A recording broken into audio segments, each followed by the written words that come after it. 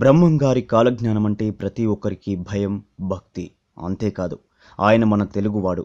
మరి ఆయన చెప్పినవి అన్నీ జరుగుతున్నాయా అంటే ఖచ్చితంగా జరుగుతున్నాయని చెప్పుకోవాలి. తెర మీద మెరిసే వాళ్ళే రాజకీయాలను ఏలుతారు అని చెప్పారు. ఆయన చెప్పినట్లుగానే ఎంజీఆర్, ఎన్టీఆర్, జయలలిత లాంటి వాళ్ళు ముఖ్యమంత్రులయ్యారు. అలాగే నీళ్లతో దీపాలు వెలిగిస్తారు అని చెప్పారు. అలాగే మనం ఇప్పుడు నీళ్ల నుంచి విద్యుత్ ఉత్పత్తి చేస్తున్నాం. ఎడ్లు లేకుండానే బండ్లు నడుస్తాయని చెప్పారు బ్రహ్మంగారు. ఇప్పుడు అదే జరిగింది. కార్లు, స్కూటర్లు, విమానాలు, షిప్పులు వచ్చేశాయి. ఒక మహిళ భారతదేశానికి 16 సంవత్సరాలు ఏలుతుందని చెప్పారు. ఇందిరాగాంధీ అలాగే ప్రధానమంత్రిగా పరిపాలన చేశారు. రాచరికాలు, రాజ్యాలు, దొరల పాలన అంతరిస్తాయి అని చెప్పారు. అలాగే జరిగింది. ప్రజాస్వామ్యం వచ్చింది. ఆకాశంలో పక్షి వాహనాలు కూలిపోతాయన్నారు. విమానాలు కూలిపోతున్నాయి. ఇలాంటివన్నీ ఎన్నో వందల సంవత్సరాల క్రితమే చెప్పారు మనకి బ్రహ్మంగారు. అవి నిజమవుతున్నాయని ప్రజలు, శాస్త్రవేత్తలు నమ్ముతున్నారు, ఒప్పుకుంటున్నారు కూడా.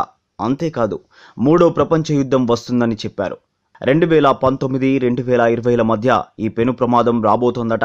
ముఖ్యంగా హైదరాబాద్కి శత్రుకూటంలో నుంచి ముప్పు వస్తుందట. రాబోయే కొన్ని సంవత్సరాలలో భారతదేశంలో కూడా అంతర్యుద్ధాలు జరుగుతాయట. ఇప్పుడున్న దేశవ్యాప్త, ప్రపంచవ్యాప్త పరిణామాలు చూస్తుంటే నివురుగప్పిన నిప్పులా ఉంది. రాబోయే రోజుల్లో బ్రహ్మంగారి కాలజ్ఞానం ఎలాంటి పరిణామాలకు దారితీస్తుందో అని కంగారు పడుతున్నారు. అయినా కూడా అంతా మంచి జరగాలని కోరుకుందాం. ఆ దేవుణ్ణి ప్రార్థిద్దాం.